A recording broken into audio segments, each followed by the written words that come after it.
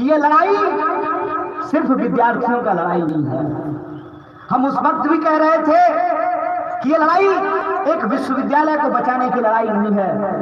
ये लड़ाई दरअसल इस देश में देश के जवानों, किसानों और इस देश के आम आवाम के हक और अधिकार को बचाने की लड़ाई है।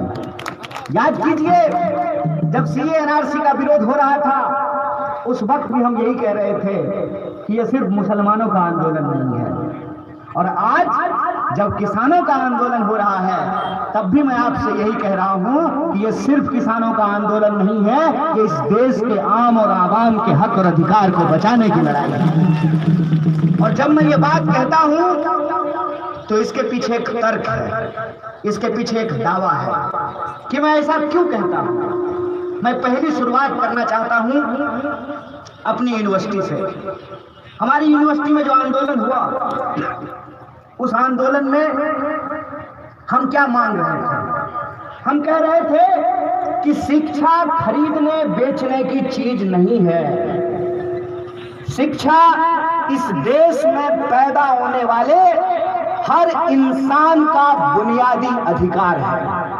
हम कह रहे थे कि आपको जितनी परीक्षा लेनी है ले लीजिए, आपकी इच्छा हो तो अग्नि परीक्षा ले लीजिए, लेकिन अगर हमारे भीतर काबिलियत है तो हमको पढ़ने लिखने का अधिकार होना चाहिए। और ये हम आपसे भीख नहीं मांग रहे हैं, ये हमारा बुनियादी अधिकार है, इसको हम आपसे मांग रहे हैं और इसको हम लेकर के रहेंगे। तो बहुत सारे लोगों ने कहा कि शिक्षा सस्ती अच्छी क्यों होनी चाहिए? जिसके पास पैसा है वो पढ़े, जिसके पास पैसा नहीं है वो नहीं पढ़े। तो मैं एक सवाल आपसे पूछना चाहता हूं, अगर ऐसा ही होता कि जिसके पास पैसा है वही पढ़ सकता है, तो क्या इस देश में डॉक्टर बाबा साहब भीमराव अंबेडकर देश का संविधान लिख पाते? आप सोच करके हमको बताइए कि इस देश के जो नागरिक हैं, वो नागरिक कलम से लेकर किताब तक, नमक से लेकर के गेहूं तक, जूता से लेकर छाता तक, रोड पे चलते हो या हवाई जहाज में उड़ते हो, सरकार को टैक्स देते हैं। हम सरकार को टैक्स देते हैं नहीं देते हैं? ऐसा तो नहीं है ना कि सिर्फ अरबपति खरबपति लोग ही टैक्स देता है, हम लोग भी टैक्स देते हैं। जब मोबाइल खरीदते होंगे तो मोबाइल के दाम के नीचे लिखा रहता है ना, inclusive of all taxes, Hindi में लिखा रहता है सभी कर सहित। तो हम अपने खरीद में जो भी सामान हम खरीदते हैं हम सरकार को टैक्स देते हैं। सरकार को हम टैक्स क्यों देते हैं? सरकार को हम टैक्स इसलिए देते हैं कि सरकार हमको सुरक्षा दे सके। क्या सिपाही जी, सरकार वेतन देती है ना, बाप के घर से नहीं देती है ना, हमारा टैक्स के पैसा से देती है ना। इसके टैक्स के पैसा से जो है सुरक्षा कर्मियों को वेतन मिलता है, हमारे टैक्स के पैसे से मिलता है। तो सरकार हमको सुरक्षा दे सके, दूसरा सरकार हमको शिक्षा दे सके, तीसरा सरकार हमारे लिए स्वास्थ्य की व्यवस्था कर सके, चौथा सरकार हमारी बुनियादी जरूरतों को पूरा कर सके। इसके लिए हम सरकार को टैक्स देते हैं। देते हैं कि नहीं देते हैं? सरकार अगर हमारे लिए शिक्षा की व्यवस्था नहीं करे, सरकार अगर हमारे लिए स्वास्थ्य की व्यवस्था नहीं करे, सरकार अगर हमारी सुरक्षा की व्यवस्था नहीं करे, तो सरकार को टैक्स हम क्यों दें? ये सवाल हमारे मन में आना चाहिए ना। सरकार को हम टैक्स क्यों देते हैं? ताकि सरकार हमारी बुनियादी जरूरतों को पूरा कर सके। अब एक सवाल मैं आपसे पूछना चाहता हूं, क्या सरकार हमसे टैक्स लेकर के हमारी बुनियादी जरूरतों का पूरा कर पाती है? क्या हमारी बुनियादी जरूरतों को पूरा करना सरकार की जिम्मेवारी है कि नहीं है? तो सरकार का विरोध करना देशद्रोह कब से हो गया? प्रधानमंत्री देश है, भाजपा देश है, सरकार देश है। क्या नरेंद्र मोदी से पहले इस देश का कोई प्रधानमंत्री नहीं बना था? क्या भाजपा से पहले इस देश में किसी की सरकार नहीं बनी थी? तो सरकार का विरोध करना कब से देशद्रोह हो गया है? ये एक साजिश है। क्या साजिश है वो आप समझ लीजिए। गांव में अगर किसी विधवा की जमीन कब्जा करना हो तो पहले उस विधवा को बदचलन साबित किया जाता है, पहले उस विधवा को डायन साबित किया जाता है। फिर जब उस विधवा की जमीन कब्जा कर ली जाती है तो उस विधवा की बात न थाने में सुनी जाती है, न मुखिया सुनता है, न सरपंच सुनता है, न एमएलए सुनता है, न मंत्री सुनता है, और उस विधवा की जमीन कब्जा कर ली जाती है। आपको नहीं लगता है कि जेएनयू के विद्यार्थियों के साथ यही बर्ताव किया गया? ये बोल करके कि जेएनयू के विद्यार्थी देश को तोड़ना चाहते हैं। क्या भाई, कुरकुरे का पैकेट है? देश हमारा कुरकुरे का पैकेट है कि हलवा है कि चम्मच लेंगे उठा करके खा लेंगे? जो तरीका इन्होंने जेएनयू के साथ अपनाया था वही तरीका उन्होंने इस देश के भीतर जो सीए एनआरसी का विरोध कर रहे थे उनके साथ अपनाया कि नहीं अपनाया? उनको देशद्रोही बोला कि नहीं बोला? उनको आतंकवादी बोला कि नहीं बोला? और वही तरीका ये आज देश के किसानों के साथ अपना रहे हैं कि नहीं अपना रहे हैं? तो हमारी बारी आई थी, तुम्हारी बारी आई, और पुलिस वाले याद रखिएगा आपकी भी बारी आएगी। डंडा चलाते हैं आप हमारे ऊपर, याद रखिएगा ये सरकार जब आपका पेंशन बंद कर देगा ना तब आपके लिए बोलने वाला कोई नहीं होगा। ये याद रखिएगा, ये ऐसे लोग हैं जो इस देश के आम आवाम को आपस में लड़ा करके इस देश को बेचना चाहते हैं। इस बात को आप अपने दिमाग में डाल लीजिए। इस देश के एक एक इंच जमीन को अपने मालिकों के हाथ में गिरवी रख देना चाहते हैं भाजपाई लोग। हमको इंतजार है इस बात का सर, हम आपको बता रहे हैं। अभी पंजाब हरियाणा का लोग हमको मैसेज करके बोलता है कि सर गलती हो गया। भाजपाई रोते रोते मेरे पास आएगा, कहेगा सर गलती हो गया, आपका बात नहीं समझने से। हम इंतजार कर रहे हैं उस दिन का, आपको हम बता देते हैं। हमको मोदी जी से कोई दुश्मनी है क्या? हमको इतना फुर्सत है? माँ बाप इसीलिए हमको पढ़ाया लिखाया, माँ बाप हमको इसीलिए पीएचडी कराया कि हम प्रधानमंत्री से दुश्मनी पालते चले? हमको इतना फुर्सत है कि हम अमित शाह से इतना दुश्मनी करें? अमित शाह के बेटा को देखे हैं कैसा लगता है? मेढक मत बोलिए। किसी भी इंसान के ऊपर व्यक्तिगत टिप्पणी नहीं करनी चाहिए। कभी उसको कोई मेढक कह देता है, कभी सुअर बोल देता है। एक बात हमको बताइए, अरे हमारे पिताजी गृह मंत्री थोड़ी हैं कि हम बीसीसीआई का सेक्रेटरी बन जाएंगे। जय शाह के पापा देश के गृह मंत्री हैं तो वो बीसीसीआई के सेक्रेटरी बन गए। हम तो गरीब घर में पैदा हुए हैं, हम तो पढ़ाई लिखाई करेंगे, नौकरी करेंगे, नेतागिरी करने का फुर्सत है हमको? प्रधानमंत्री जी से कोई व्यक्तिगत दुश्मनी नहीं है। दिक्कत यह है कि हम आपके टैक्स के पैसे से इस बात को पढ़ लिख करके समझ गए कि ये आदमी देश का चौकीदार नहीं है, ये अंबानी का दरबार है। इस बात को हम समझ गए कि ये जब भी कहता है देश नहीं झुकने दूंगा, हम समझ जाते हैं कि देश को बेचने का नया तैयारी शुरू कर दिया। एक बात हमको सोच करके बताइए, कहते हैं कि किसानों की भलाई के लिए कानून लाए हैं। आए बाप, कैसा भलाई है कि किसान कह रहा है नहीं बाबूजी हमको ही भलाई नहीं चाहिए, माए बाप अपना भलाई अपने पास रख लीजिए। आई जबरदस्ती कर रहे हैं, हम आपका भलाई करवे करेंगे। थोड़ा मामला समझ लीजिए कि क्या है। कहते हैं कि विपक्ष का नेता लोग भड़का दिया किसान को। भारी बुड़वक आदमी है जी। विपक्ष का नेता अगर जनता को भड़का सकता तो बोलिए आपका वोट लेकर के प्रधानमंत्री नहीं बन जाते हैं? विपक्ष के नेता का बात कौन सुनता है? बात तो लोग मोदी जी का सुनता है। कभी मन का करते हैं, कभी दिल का करते हैं, कभी आसमान का, कभी पताल का। देश को प्रधानमंत्री को सुनता है। और चापलूसी करते करते कोई पत्रकार इतना दूर निकल जाता है कि देश का सबसे लोकप्रिय नेता नहीं बोलता है, विश्व का सबसे लोकप्रिय नेता बोलता है। अरे ठीक है, विश्व के सबसे लोकप्रिय नेता जब इस देश के प्रधानमंत्री हो तो वो अगर एक बात आकर के बोलेंगे और नहीं बोलेंगे तो रो देंगे, जनता तुरंत उनकी बात को समझ जाएगी। एक सवाल जो वो बोल रहे हैं बार बार कि किसान नहीं समझ रहे हैं, तो आप समझा दीजिए।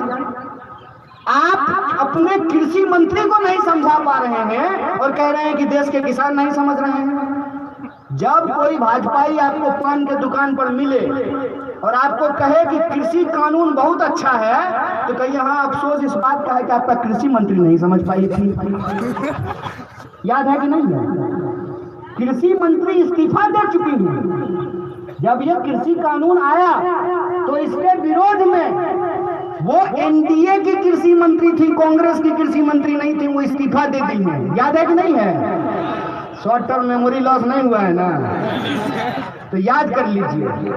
हम लोग देश के किसानों को नहीं भड़का रहे हैं सिपाही जी, बराबर, आप भी सुन लीजिए।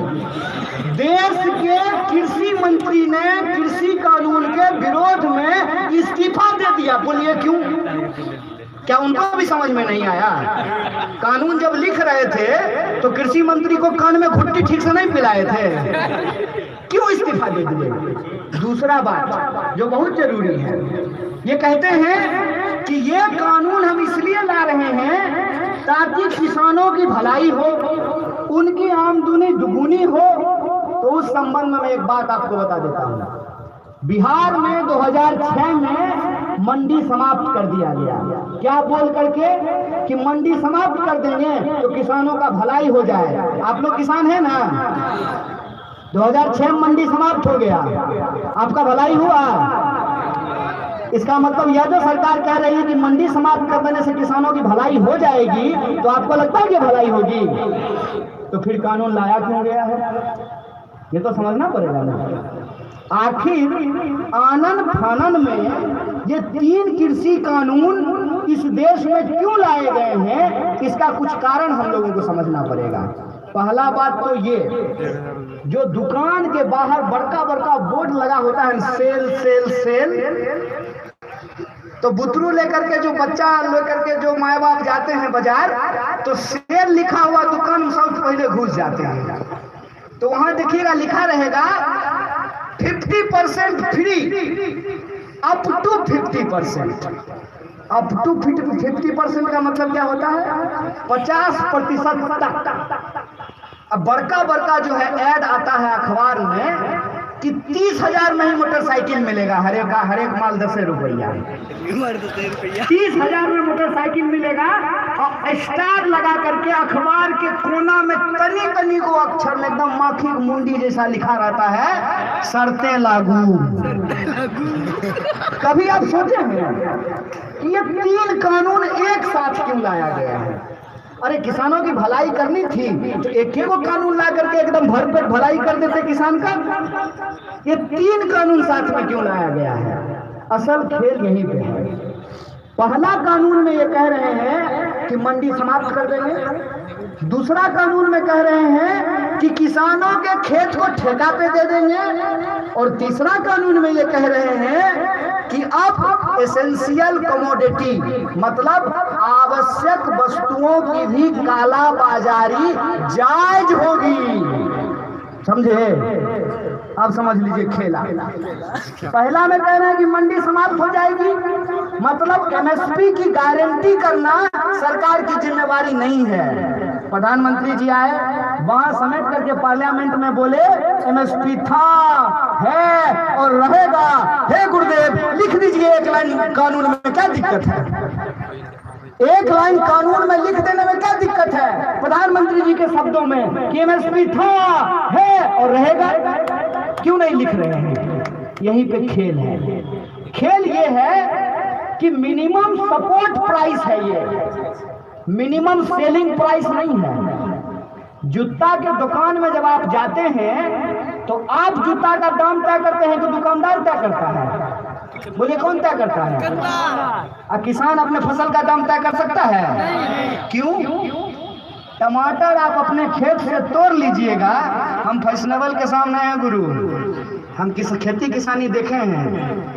टमाटर आप अपने खेत से तोड़ लीजिएगा, बाजार लेकर के जाइएगा, बाजार में जो आपको कीमत मिलेगा उसी कीमत पे आप बेच करके लाइएगा। आपके पास कोई उपाय है? टमाटर को कितना दिन आप घर में रख सकते हैं? टमाटर जो है काला धन तो नहीं है कि उसको गद्दा के नीचे रख देंगे 4-5 साल के लिए, नहीं रख सकते हैं ना। तो टमाटर का दाम हम नहीं तय करेंगे। टमाटर का दाम कौन तय करेगा? खरीदने वाला तय करेगा। इसीलिए सरकार ने एक कानून बनाया था जिसके बारे में पूर्व कृषि मंत्री आपको बता रहे थे कि मिनिमम सपोर्ट प्राइस तय किया गया कि जिसको खरीदना है खरीदे, कोई दिक्कत नहीं है, लेकिन मिनिमम सपोर्ट प्राइस से कम पे खरीद नहीं होगी। इसका क्या मतलब होता है? इसका यह मतलब होता है कि BSNL अगर रहेगा ना तो जियो जबरदस्ती धनाधन नहीं कर पाएगा। ये समझ लीजिए। अगर सरकारी स्कूल रहेगा तो जबरदस्ती प्राइवेट स्कूल आपके कॉलर को पकड़ करके आपके बेटा से टाई का दाम नहीं वसूल पाएगा। अगर सरकारी रेलवे रहेगा तो जबरदस्ती बस वाला आपके साथ रंगबाजी नहीं कर पाएगा। इस बात को समझिए कि सरकारी चीज का होना क्यों जरूरी होता है। सरकारी चीज का होना इसलिए जरूरी होता है कि सरकारी चीज के दाम के अनुपात में ही प्राइवेट वालों को अपना दाम रखना पड़ता है। अरे जिसके पास पैसा है वो तो किसी प्राइवेट अस्पताल में जाकर इलाज करा सकता है। जिसके पास पैसा है वो तो किसी प्राइवेट स्कूल में जाकर के अपने बच्चों को पढ़ा सकता है। और जिसके पास पैसा है वो अपने घर पे ही चाहे तो जियो का टावर लगवा सकता है। हो सकता है कि नहीं हो सकता है? स्विमिंग पूल अगर हमको पैसा होगा तो हम घर में स्विमिंग पूल बनवा लेंगे। लेकिन आप अगर नदी बेच दीजिएगा और कल को अगर हम भैंस धोने के लिए जाएंगे तो सिपाही जो वहां डंडा लेके खड़ा हो जाएंगे कि पहले टैक्स दो तब भैंस धोने देंगे। इस बात को आप समझिए कि पूरा मामला क्या है। मामला यह है कि BSNL जब बिक गया, BSNL जब आज नहीं है तो जियो को आज मन है तो 500 रुपया ले रहा है और कल मन होगा तो 5000 रुपया लेगा। आप क्या कर लीजिएगा? इस बात को आप समझिए कि MSP यदि समाप्त हो जाएगी तो कल को अगर वो आपसे 5 रुपये किलो ले लेगा धान तो आप क्या कर लीजिएगा? तो किसानों को उनके फसल की सुरक्षा के लिए MSP की व्यवस्था की गई। और वो भी MSP ऐसा नहीं है कि हर चीज पे MSP मिलता है। केला पे MSP मिलता है क्या? टमाटर पे MSP मिलता है क्या? गोभी पे MSP मिलता है क्या? सरसों पे MSP मिलता है क्या? मात्र 27 फसलों के ऊपर MSP मिलता है। और उसकी भी खरीद का अगर आप हिसाब किताब देखिएगा तो मध्य प्रदेश में इस बार 1,30,00,000 मीट्रिक टन गेहूं की खरीद हुई है। बताइए बिहार में कितना हुआ है? अंदाजा लगाइए। पत्रकार लोग बताइए, ज्ञानी लोग हैं आप लोग, बताइए कितना हुआ है? 5,000 मीट्रिक टन। कितना? 5,000 का है। हमारा गेहूं गोबर है क्या? हमारे गेहूं से आटा नहीं बनेगा? हमारे गेहूं से रोटी नहीं फूलेगा? हमारे गेहूं से बिस्कुट नहीं तैयार होगा? क्यों ऐसा हुआ है? ऐसा इसलिए हुआ है कि हमारे राज्य में MSP की कोई गारंटी नहीं है। इसीलिए पंजाब, हरियाणा और वेस्टर्न यूपी के किसान कह रहे हैं कि आप हमको भी बिहार के किसानों जैसा बना देना चाहते हैं। यह बात तो सच है। इस देश के अंदर सबसे ज्यादा दुर्दशा अगर कहीं के किसानों की है तो वो बिहार के किसानों की है। अपना गेहूं काट लेते हैं तब पंजाब का धान काटने के लिए जाते हैं, या पंजाब का धान काट लेते हैं तब अपना धान काटने के लिए आते हैं। यही सच्चाई है ना। और जो दूसरा कानून है, ये तो पहला MSP वाली बात हो गई और कोई झंझट नहीं है। प्रधानमंत्री अगर कहते हैं कि MSP था, है और रहेगा तो एक लाइन लगेगा, ज्यादा इंक भी खर्च नहीं होगा। एक लाइन लिखने में कितना देर लगेगा? एक लाइन लिख दें कि MSP से कम पे किसी भी फसल की खरीद नहीं होगी। अगर खरीद होगी तो यह आपराधिक होगा और जो लोग ये काम करेंगे उनके ऊपर मुकदमा किया जाएगा, उसको जेल में डाला जाएगा। इसको लिखने में कोई दिक्कत है क्या? सरकार क्यों नहीं लिख रही है? सरकार अगर लिखेगी ना तो मार जूता जूता इनका मुंह फुला देगा। कौन कौन कौन मुंह फुलाएगा? और ये जो दिन रात भजन होता है मोदी मोदी, ये भजन बंद हो जाएगा। क्या उस चैनल का मालिक कौन है? उस चैनल का मालिक कौन है? तो सरकार जिसकी करती है दरबानी, उसी का है चैनल, और जिसका है चैनल वही आज आने वाले समय में क्या खरीदना चाहता है? आपका खेत, आपका फसल, आपकी किसानी, आपकी खेती, और आपको क्या बनाना चाहता है? आपके ही खेत पर गुलाम। और ये बात मैं क्यों कह रहा हूँ? एतवार को कानून पास हुआ है। क्या सर?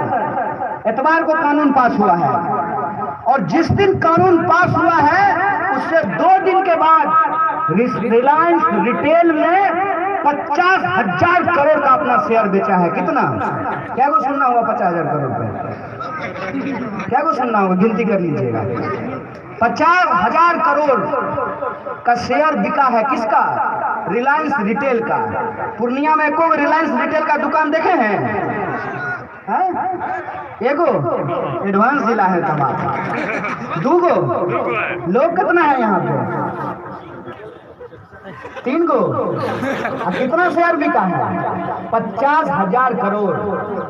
और कितना फल का दुकानदार है? फल का क्या गो रेडी लगता है पूर्णिया में? गिने हैं? है गिनती? क्या गो आलू का दुकान है गिनती? क्या जगह गेहूं मिलता है? गल्ला का दुकान है गिनती? तो आप गरीब से गरीब होते जा रहे हैं और चोरवा अमीर से अमीर होते जा रहा है, और ये हमको समझ में नहीं आए। इसीलिए शाम को टीवी पे बैठ करके एगो टोपी पहन लेगा, एगो तिलक लगा लेगा, मार तलवार निकालेगा टीवी पे, नकली बॉक्सिंग करेगा वहां पे। एक तरफ देश की लूट, देश के किसानों की लूट, देश के मजदूरों की लूट, देश के यूनिवर्सिटीज की लूट, देश के रेलवे की लूट, देश के LIC की लूट, देश के BSNL की लूट। एक तरफ देश की संपत्ति लूटी जा रही है और दूसरी तरफ क्या किया जा रहा है? हिंदू मुसलमान, मंदिर मस्जिद, टीका टोपी दाढ़ी। बताइए, इस देश के लोगों को यह समझना पड़ेगा कि हम गंभीर संकट से गुजर रहे हैं। और संकट सिर्फ ये नहीं है, ये तो सस्ता फोटोकॉपी है। ये जो पार्लियामेंट में बैठा है, कभी रोता है कभी हंसता है, ऐसा लग रहा है जैसे अल्लाह रुदल का डांस चल रहा हो। ये तो सस्ता फोटोकॉपी है। असल चुनौती इस देश के सामने ये है कि एक तरफ अमेरिका चाहता है इस देश के बाजार को कब्जा कर लेना, दूसरी तरफ चाइना चाहता है इस देश के बाजार को कब्जा कर लेना। आप बताइए, 135 करोड़ का यह देश, जहां महात्मा गांधी, फणीश्वरनाथ रेणु, नक्षत्र मालाकार, कर्पूरी ठाकुर जैसे लोग पैदा हुए, यह महान धरती है भारत भूमि जो अपनी आजादी को सेलिब्रेट करता है। एक तरफ उस देश के 135 करोड़ लोग हैं, उनकी आजादी का सवाल है, दूसरी तरफ ये लुटेरे और बेईमान है इस देश को कब्जा कर लेना चाहते हैं। इसीलिए मैं कहता हूं कि ये लड़ाई सीधे तौर पर देश बचाने वालों और देश बेचने वालों के बीच में है। आप क्या कर लीजिएगा? आप किसके साथ खड़े हैं? बोलिए, बचाने वाले के साथ है कि बेचने वाले के साथ है? ये लड़ाई किसानों और बेईमानों के बीच है। ये लड़ाई हेलीकॉप्टर और ट्रैक्टर के बीच में है। ये लड़ाई आप सीधे तौर पे समझ लीजिए कि एक तरफ वो लोग हैं जो 1947 में हमको आजादी मिली है, जो संविधान ने जो हमको अधिकार दिया है, उस संविधान को बचाने वाले लोग हैं। दूसरे लोग वो हैं जो अंबानी और अडानी के दरवाजे पे आज तरबानी करने के लिए तैयार हैं। आज इस लड़ाई में हर एक इंसान को अपनी पहचान को छोड़ करके एक भारतीय होने के तौर पे इस आंदोलन में शरीक होना चाहिए, उसको अपना समर्थन देना चाहिए, क्योंकि आने वाले वक्त में हम छोटी छोटी चीजों के लिए मुहताज हो जाएंगे। दूसरा कानून क्या है? दूसरा कानून है एसेंशियल कमोडिटी एक्ट। क्या कहता है essential commodity act? Essential commodity act कहता है कि जितना मन करे उतना काला बाजारी कर लो। एक बात बताइए, खेती किसानी करने वाले लोग हैं, जब प्याज की पैदावार होती है, जब केला का पैदावार होता है, जब आम का पैदावार होता है, जब गेहूं की पैदावार, जब धान की, मकई की, मखाना की पैदावार होती है, तो जिसके पास पूंजी होगा तो इलाके का सारा मखाना, सारा गेहूं खरीद सकता है कि नहीं खरीद सकता है? तो पहले कानून ये था कि एक लिमिट के बाद आप किसी भी आवश्यक वस्तु का भंडारण नहीं कर सकते हैं। अगर आप भंडारण कीजिएगा तो दरोगा को जो पावर है कि जाकर के उसके ऊपर छापा मार सकता है। इसीलिए आप सुनते होंगे जब प्याज 80 रुपए किलो हो जाता था तो प्याज के गोदाम पे छापा पड़ता था कि नहीं पड़ता था, और फिर प्याज का दाम घट करके 40 से 20 रुपए पहुंच जाता था। आज के डेट में इन्होंने कालाबाजारी को कानूनी अमली जामा पहना दिया है। ये पूरा का पूरा लड़ाई, इसीलिए मैं कहता हूं कि सिर्फ किसान की लड़ाई नहीं है, ये इस देश के आम और आवाम की थाली में रोटी नमक प्याज दाल रहेगा कि नहीं रहेगा, ये उसकी लड़ाई है। इस बात को हमको समझना चाहिए। इसीलिए इस लड़ाई को सिर्फ फार्मर के तौर पर नहीं बल्कि इस देश में सिटीजन के तौर पे, कंज्यूमर के तौर पे हम लोगों को लड़ना पड़ेगा। बोलिए, इसके लिए आप तैयार हैं कि नहीं है? अगर आप तैयार हैं तो मैं आपको एक भरोसा दिलाना चाहता हूं। ठेकेदारी का जो ये कानून ये लेकर के आए हैं, 3 कानून है, याद रखिएगा। एक, मंडी समाप्त करने का कानून। दूसरा, किसानों के खेत को ठेका प्रथा पे देने का कानून। और तीसरा, जो आवश्यक वस्तु है उसके काला बाजारी को बचाने का, ये 3 कानून है। तो ठेकेदारी का जो कानून है उसके संबंध में मैं एक बात बोल करके अपनी बात को खत्म करूंगा। ये बिहार की धरती है, और इस बिहार की धरती पर जब महात्मा गांधी आए थे नील की खेती का विरोध करने के लिए, तो नील की खेती का विरोध किसान क्यों कर रहे थे? किसान नील की खेती का विरोध इसलिए कर रहे थे कि अंग्रेज ही नील खरीदते थे। आया नया उजाला 4 बूंदों वाला, अब तो प्रचार भी नहीं आता है। नील की खेती में जो नील पैदा होता था उसको अंग्रेज खरीदते थे। अब आप मुझे बताइए कि हम अपने खेत में नील उगा लिए हैं और अंग्रेज अफसर कहेगा कि हम तुमको 1 रुपया देंगे, तो हम उस नील का क्या करेंगे? नील खा सकते हैं क्या? नील खा तो नहीं सकते हैं, तो हमको मजबूरी में 1 रुपया में ही अंग्रेज को बेचना पड़ेगा।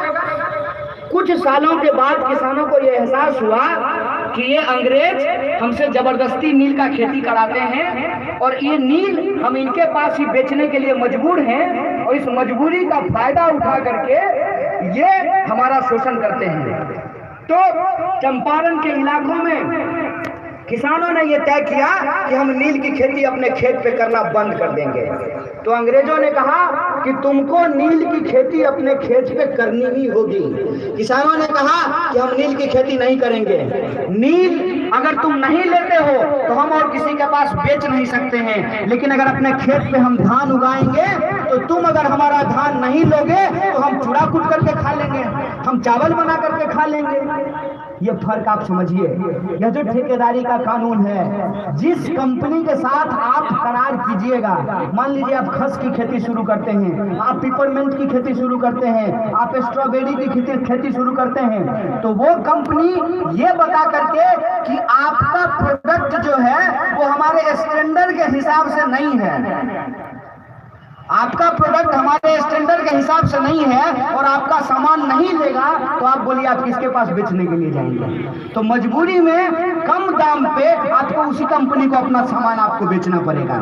उस नील की खेती के खिलाफ, उस ठेकेदारी के खिलाफ गांधी जी ने अलख जगाया था, और उस आंदोलन का नतीजा देखिए कि 47 आते आते अंग्रेजों को भारत छोड़ करके जाना पड़ा। यह बात मैं आपको सिर्फ याद दिलाने के लिए आया हूं कि यह बिहार की धरती है। जितना दिल्ली में हंगामा होना है हो जाने दीजिए। जब तक आंदोलन की अलग पूर्णिया और पटना से नहीं होगी तब तक मोदी का कुछ होने वाला नहीं है। इसीलिए मैं आपसे कहता हूं कि अगर इस लुटेरी सरकार को आप बदलना चाहते हैं तो आंदोलन की आगाज उत्तर प्रदेश के पूर्वी इलाकों से और बिहार की धरती से हमको करना पड़ेगा, तभी हम इस सरकार को उखाड़ करके फेंक सकते हैं। किसानों और मजदूरों के हक और अधिकार के लिए जय जवान जय किसान और जय संविधान के संकल्प को पूरा करने के लिए इस लड़ाई को हम आगे बढ़ा सकते हैं। बोलिए, इस लड़ाई में, इस संकल्प में आप लोग एकजुट होने के लिए तैयार हैं कि नहीं है? पक्का है ना? तो अभी इस मंच से हमारे आयोजक साथियों ने यह घोषणा की है कि 14 तारीख को वैलेंटाइन डे है, मना लीजिएगा। क्या वैलेंटाइन डे के विरोधी नहीं है हम लोग, दीजिए गुलाब फूल, कोई दिक्कत नहीं है, लेकिन गुलाब भी बाबू खेते में होता है। और भगत सिंह की जो आर्मी थी, जिसका नाम था हिंदुस्तान सोशलिस्ट रिपब्लिकन आर्मी, उस हिंदुस्तान सोशलिस्ट रिपब्लिकन आर्मी का एक कोडवर्ड हुआ करता था। क्या था कोडवर्ड? गेहूं और गुलाब। कोडवर्ड क्या था? गेहूं और गुलाब। आज वही समय आया है। 14 तारीख को गुलाब दीजिए, लेकिन गेहूं बचाने के लिए पुलवामा शहीदों के याद में कैंडल मार्च निकालिए। और 18 तारीख को जो किसानों का आह्वान है, उस आह्वान के साथ खड़े होइए। मैं आपको यह बात कहना चाहता हूं कि सरकार का गरूर कितना भी क्यों ना हो, जब जनता सड़क पे उतरती है तो गरूर भी टूट करके गिरता है। इस सरकार का गरूर भी तोड़ेंगे और बिहार में, देश में किसानों और जवानों के संकल्प के साथ जय जवान जय किसान और जय संविधान के नारे के साथ इस लड़ाई को आगे बढ़ाएंगे। इन्हीं शब्दों के साथ आप तमाम आयोजकों का और आप तमाम लोगों का शुक्रिया अदा करते हुए, धन्यवाद कहते हुए अपनी बात को खत्म करूंगा। शुक्रिया। इनकलाब जिंदाबाद, हमारी एकता जिंदाबाद।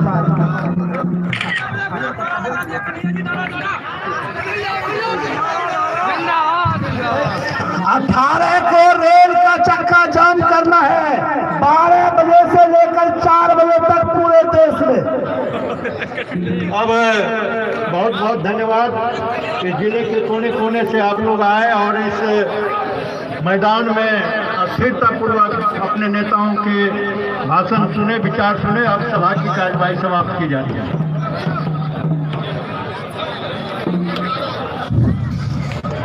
अरे भाई, हमारे कृष्ण कन्हैया जी, हम भी एक गरीब का बच्चा आए थे अमोर से, हम भी 2-4 बात कम से कम इस